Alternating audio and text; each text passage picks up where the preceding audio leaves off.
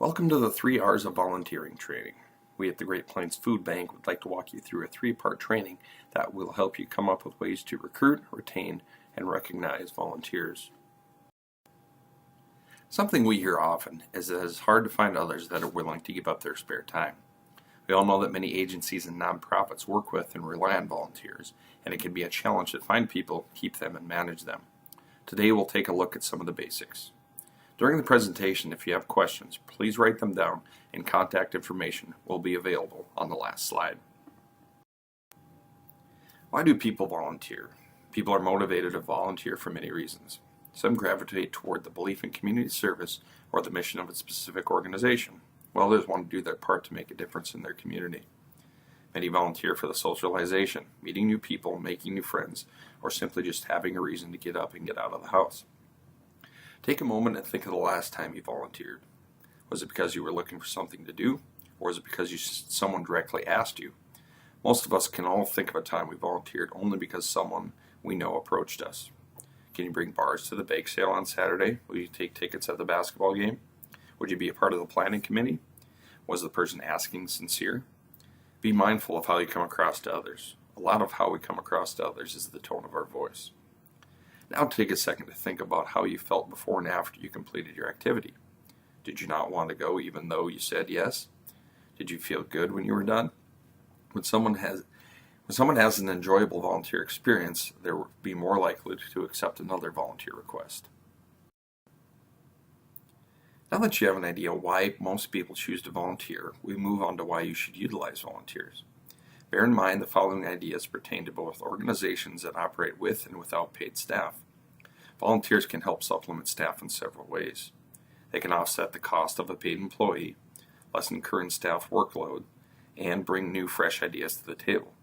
The lack of time and adequate staff can be overwhelming to both a paid and volunteer position.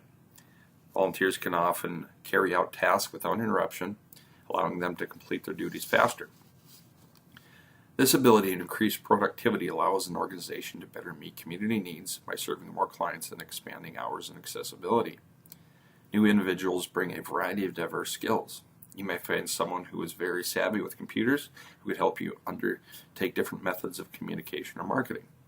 Many organizations operate with minimal staff. Without the help of volunteers, community outreach may be impossible, but with the help of volunteers, the possibilities are endless. Share the story of why you need volunteers, what difference they make, outlining if there are any benefits, perks to volunteering. Many of you wear several hats in your community, and as you may already be thinking, a lot of times the same people are involved in everything. This, for the most part, is true. Recruitment usually is ongoing. You should make it a part of your regular routine to visit with service clubs or classes or churches about your organization and ways they can get engaged. Oftentimes, people may not be aware of your organization or know that you are in need of help. If you have ongoing duties, you need ongoing recruitment. If you have task or event-specific duties, you can recruit around that, usually a couple months ahead of time. But always make sure you keep the volunteers engaged. It's easy to sign up for something that doesn't happen for a while, then forget about it. As a director, coach, lead person, it is your responsibility to raise awareness of these opportunities and let others know that your organization can use the help. Keep the commitment new. During the next couple of slides, we will note some easy methods you could use to recruit volunteers. Where do you start looking for volunteers? Here are a few examples of places, but you know your community best. Where can you reach the right people? Always start with your family and friends. Be creative, no place is off limits. Just make sure you get permission to hang flyers or talk with folks at various locations. Volunteers are the hearts of many organizations and often outnumber paid positions. This reason alone makes volunteer recruitment vital to an organization's survival.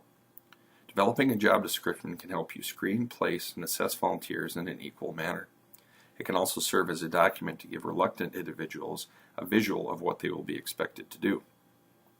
A well-written job description identifies the key responsibilities and tasks, desired time commitment, and skills needed for the job. Volunteers who understand your organization's mission and expectations will be more likely to do a better job and feel more satisfied with their duties. When people volunteer, they want their involvement to be worthwhile and to make a difference. A link to examples of job descriptions will be available on the resources slide of this training. It's important not to have more people than work. Then you end up with volunteers standing around doing nothing, feeling like they've wasted their time.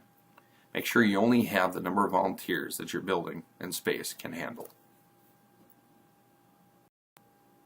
Advertise your volunteer opportunities in your community and surrounding areas, and do it as often as necessary.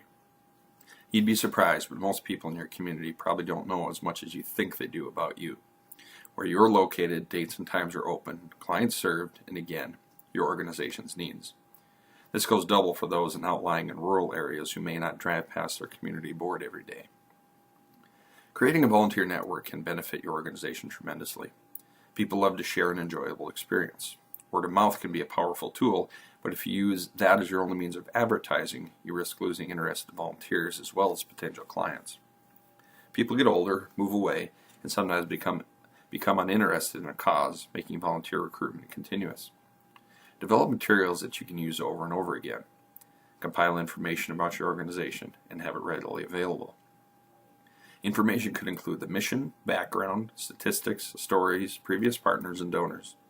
Once you have community involvement established, it will most likely have a significant impact on the longevity of your organization. The following are different approaches you could use to help advertise volunteer opportunities. Mass media such as newspapers, radio, local channels, or church bulletins could help you get your request out frequently. Most media is required to fill a portion of the airtime or space helping nonprofit organizations. Local businesses might be willing to donate an ad or sponsor your information in some capacity. Trends have also shifted to employers encouraging their staff to volunteer on a monthly basis. Social media, such as Facebook and Twitter, have become an extremely fast way to get information out to a large amount of people. Creating a website that people can access to gain knowledge and new information about your organization could help to spark someone's interest. Don't let technology send you into a panic. There's always someone in your network who's comfortable using computers and would be willing to volunteer their time to help you set something up. Better yet, maybe they will even manage it. Printed materials such as flyers or brochures can be distributed to businesses and/or individuals in person via snail mail or email. Set up a booth or speak at a community event and take along a coworker, friend, or current volunteer. Networking is all about who you know, and in North Dakota and Minnesota, we know that it doesn't take much conversation to find a friend in common. You can also ask existing volunteers to refer friends or family or coworkers. Volunteering can be contagious. Keep in mind it is key to have a welcome message that will be attractive to people in your organization. Don't hesitate to target your message to specific groups to help narrow down your search, but always be open and forward about your organization's needs, and remember, community partnerships are the key to growth and awareness. This page includes a link you can click on to view different volunteer job descriptions. Retention begins before someone volunteers. It's a time to motivate and remind. Motivate them by getting them excited about their volunteer opportunities and answering any questions they might have. Remind them of when they're signed up and what they'll be doing.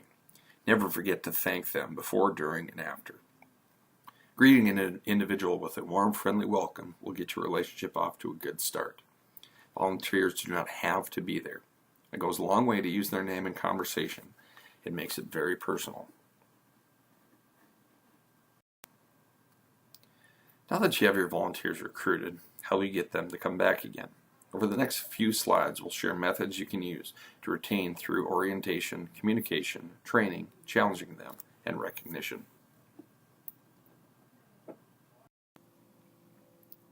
Start your volunteers off with a tour of your organization to familiarize them with their new surroundings. Show them where they will be working, where they put their coat, where to find the bathroom. Volunteers want to feel helpful and accomplish something during their time, so be sure to have things organized and ready to go for when they arrive. They should know what needs to get done and who they should report to. They should also know who to contact if they have a change in their schedule and where to find someone in charge when they are done. Many volunteers do great work alone, but do not leave them without something to do for too long. Communication is crucial throughout all stages of volunteering. Thoroughly explain what it is you are wanting them to do. Consider having a bulletin board to post updates, announcements, and other important information. If you have other volunteers in place, you can buddy them up for someone for the day. Train your volunteers on whatever it is they will be doing. Training takes time, but it is well worth it. Volunteers lacking confidence or those working alone may feel vulnerable in that return. Volunteers will feel better prepared and gain greater satisfaction if they are properly trained. Assign meaningful tasks and responsibilities. Ask them to come back another time if they do a good job. A volunteer who is never called to do a job he or she signed up for will probably never sign up again. Be honest with volunteers. If what you had in mind for them did not work, then let them know. Ask if they will come back and try something different. Explain your situation. There is nothing wrong with trial and error as long as you keep the volunteer informed along the way. Some individuals want to be challenged to use their knowledge and skills. Others feel good just by helping out and doing what they were told. Identify which types of volunteers you have and find them roles that fit their interests. Volunteers can be great at brainstorming because of their outside perspective. Utilize their free knowledge as much as you can. The last idea on this slide is to recognize. Ask them for feedback. They may have noticed something that didn't work or did work. This is a great way to include them and value their opinion. Tell them what a wonderful job they did and how grateful you would be if they came back. Volunteers need to be thanked often. A verbal thank you and pat on the back while a volunteer is working can be an effective retention tool. Know your volunteers' names and possibly something unique about them. Any of these small gestures can lift spirits and make someone feel really good. This last point leads us right into our number 3, recognition. We all like to hear that we're doing good work and making a difference, and volunteers are no different. In fact, they may need it more. Recognition needs to be a part of every volunteer plan, but how it looks can be very different. Recognition and expression of thanks are not just polite, they are needed on an ongoing basis to show appreciation for your volunteers' efforts.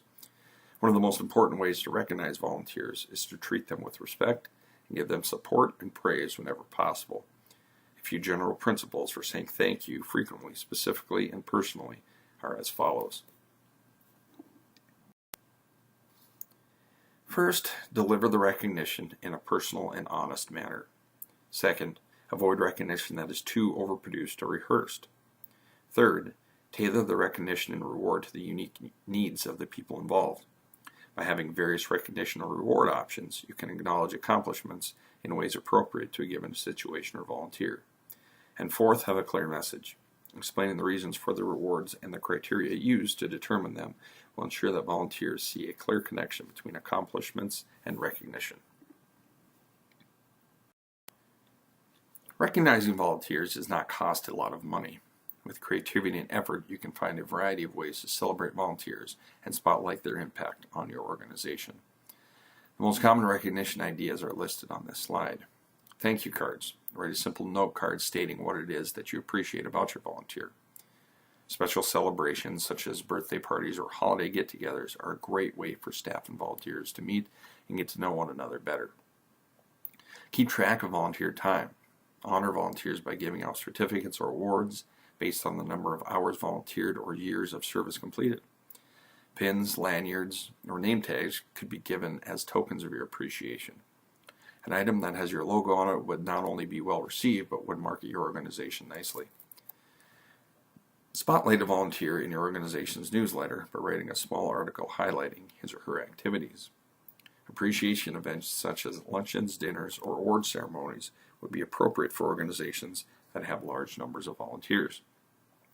National Volunteer Week, which generally occurs the 3rd week of April from Sunday to Saturday, honors people who donate their time and energy to various organizations and causes. Remember that as a partner agency of the Great Plains Food Bank, you're part of a very large organization filled with other individuals just like you. If you'd like to reach out to another agency and find out their best practices and methods, please let us know.